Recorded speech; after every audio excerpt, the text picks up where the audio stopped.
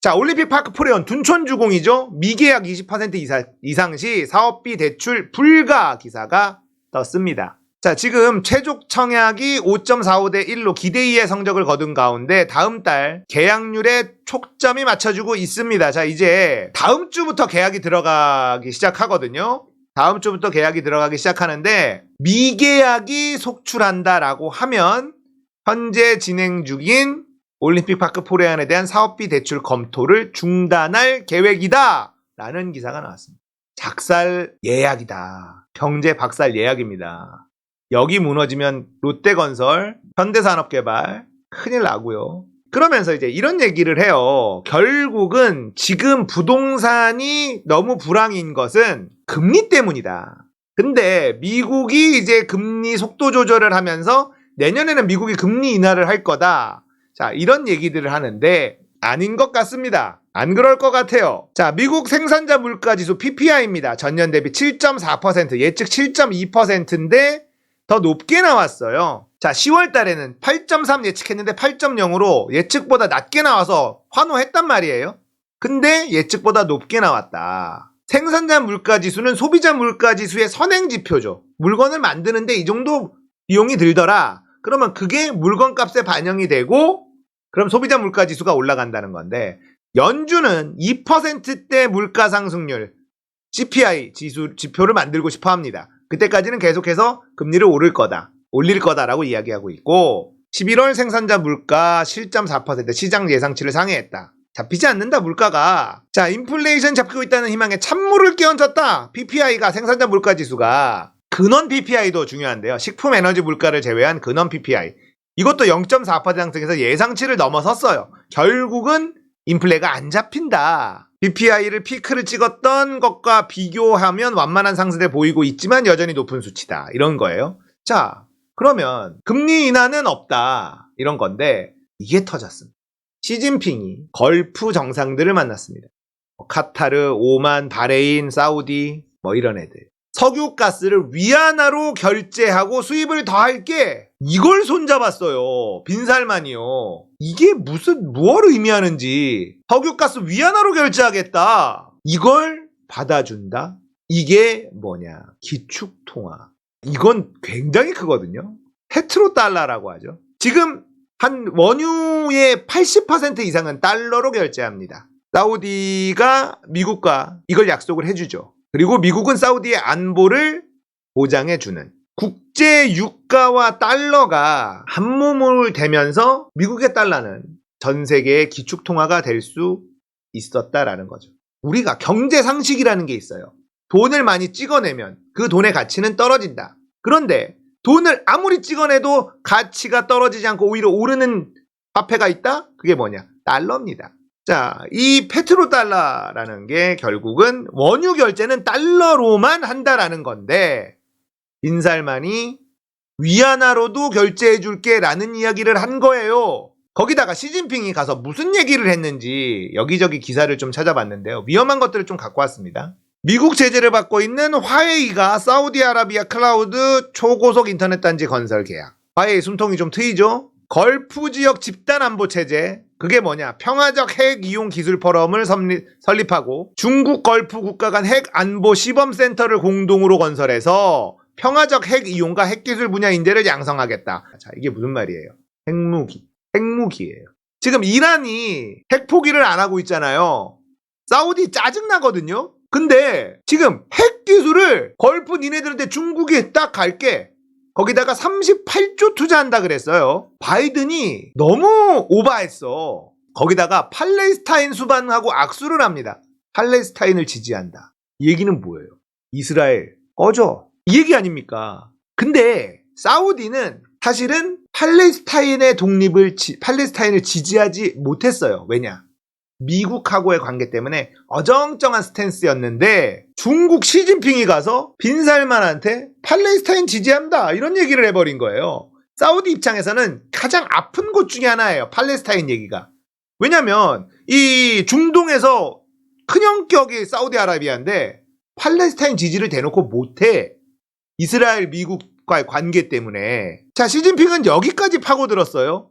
핵도 줄게. 그 다음에 사우디가 굉장히 꺼려하고 애매한 스탠스에 있는 약한 고리인 팔레스타인까지도 지지한다라고 얘기하면서 여기를 파고듭니다. 투자한다. 38조 투자한다. 위안화 결제해.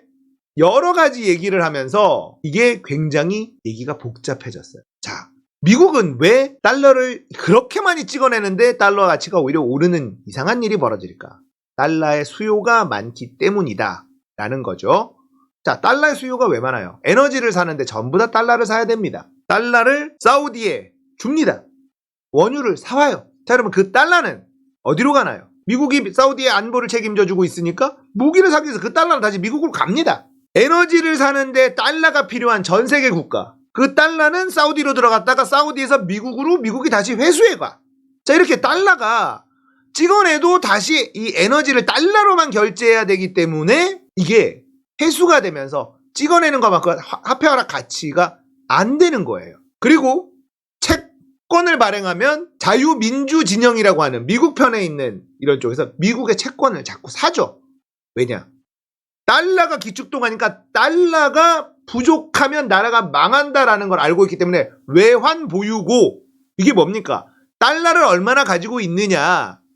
달러를 쟁여놔야 돼요. 그러면 은행에다가 우리나라 뭐 금고에다가 한국은행 금고에다가 100달러짜리를 막 쟁여놓느냐, 그게 아니라 미국 국채를 삽니다. 자, 미국 국채를 사는 건 뭐예요? 미국한테 달러를 주고 미국 국채를 사는 거죠. 그런 식으로 미국은 달러를 찍어내고 다시 달러를 회수하는 이 루트가 있어. 그러니까 달러를 미친 듯이 찍어내도 달러의 가치가 떨어지지 않는다. 그 핵심은 뭐다? 바로 페트로달러.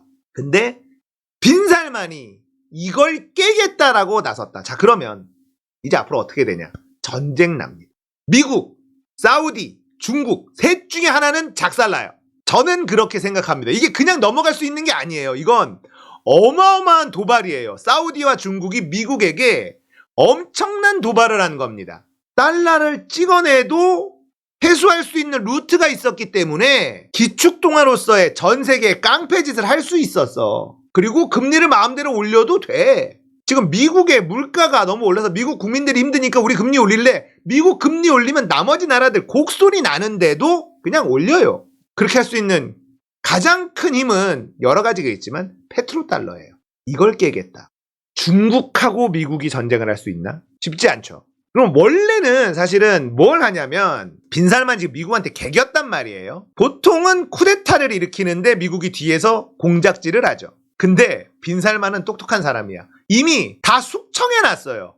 그래서 쿠데타를 일으켜서 빈살만을 축출하는 것도 쉽지가 않아. 아무튼 지금 균열이 생긴 거예요. 페트로달러, 미국과 산유국 사우디 간의 균열이 딱 생겼는데 이게 대한민국 경제에는 쥐약입니다. 미국은 이제 여러 가지 카드를 꺼낼 거예요. 그 카드를 꺼내는 것 족족 대한민국 경제에는 어마어마한 악영향을 끼칠 수밖에 없다. 이란하고 같은 편을 먹을 수도 있습니다. 미국이 이란 제재를 계속했잖아요. 이란을 편먹고 사우디를 조질 수도 있습니다.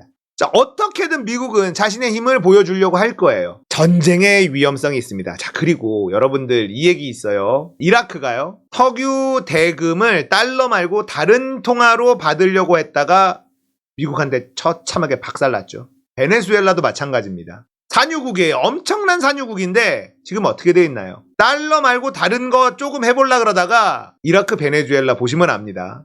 미국이 절대 용인하지 않아요. 그런 적이 없습니다. 사우디라고 미국한테 개겨서 살아남을 수 있을까? 글쎄요. 자, 어쨌든 미국, 사우디, 중국 셋 중에 하나는 박살나요. 이게 공생할 수 있는 상황이 아닙니다. 이걸 그대로 두면 기초통화국으로서 미국의 입지가 흔들리게 되고 그러면 달러 가치가 폭락하는 일이 벌어지게 될 겁니다. 그렇기 때문에 미국 입장에선 페트로달러를 절대 포기하지 않을 겁니다. 지금 가지고 있는 미국이 전 세계 가지고 있는 지위를 놓치는 정도가 아니에요. 이건 미국이 망할 수 있습니다. 이게 그대로 가면. 그러면 중국이 미국 자리로 가는 거예요. 난리 나는 거죠. 자, 미국이 깡패 나라인 건 맞습니다만 전 세계 제일 힘센 나라가 미국인 게 다행이다라는 거 말씀 제가 많이 드렸습니다. 깡패 중에서는 그나마 양심 있는 깡패가 미국이다라는 거고 중국이 미국 자리로 간다고 생각해 보십시오. 어떻게 되겠습니까? 전 세계가 잣대는 겁니다. 그러니까 미국을 응원하는 수밖에는 없어요. 이거는 그냥 넘어갈 수 있는 게 아니다. 이런 상황에서 미국이 세계 경제에 어떤 식으로 세계 경제를 안정화할 거냐라는 고민하기보다 자신의 패권을 위해서 고민한다? 큰일 나는 겁니다. 전 세계가 다 작살날 수 있다. 그런데 대한민국은 더 크게 작살날 수밖에 없다. 왜냐? 윤석열이 대통령이니까요. 이것 때문에 오는 위기는 바로 오지는 않겠지만 여러분들이 이 부분을 알고 계셔야 돼요. 페트로달러가 위험하다. 미국이 절대 가만히 있지 않을 거다라는 거는 알고 계셔야 되기 때문에 이건 전 세계 경제를 완전히 뒤흔들 만한 어마어마한 빅뉴스이기 때문에 제가 말씀드린 거고 이 뉴스를 보고 이렇게 이해할 수 있는 힘을 기르셔야지 돼요. 저는 일단은 우리나라는 첫 번째 이거는 조금 이제 대외적인 요인이니까요. 이건 계속 우리가 지켜봐야 된다라고 말씀드린 거고요. 그러니까 내년에 이제 호재가 없어요. 이거죠. 둔촌주공 미계약이 얼마나 나오느냐. 여기서부터 펑펑펑 터져나가기 시작할 겁니다. 이미 지방 건설사들은 부도가 나고 있고 사장들이 돈 들고 튀고 있고 난립니다. 돈줄이 막혀가지고 흑자 부도가 나기 시작한다. 여러분들 뉴스에서 흑자 부도라는 말이 나온다. 그러면 무조건 김진태, 윤석열 때문이라고 보시면 됩니다. 흑자라는 회사가 부도가 나는 건 그 기업이 잘못해서가 아니라 정부가 잘못해서예요. 돈을 잘 버는 회사가 왜 부도가 납니까? 돈의 흐름이 막혀서. 일시적으로 돈의 흐름이 막혀서 부도가 나는 일이 비일비재하게 벌어질 가능성이 매우 높다. 헤드라인에 흑자 부도라는 단어가 나온다? 이 찍한 인간들 때문이라고 이해하시면 됩니다.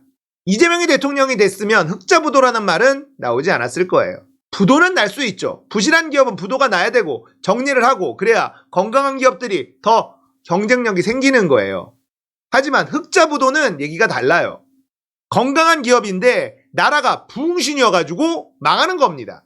둔촌주공 여기서부터 이제 대한민국 경제 위기는 시작이다.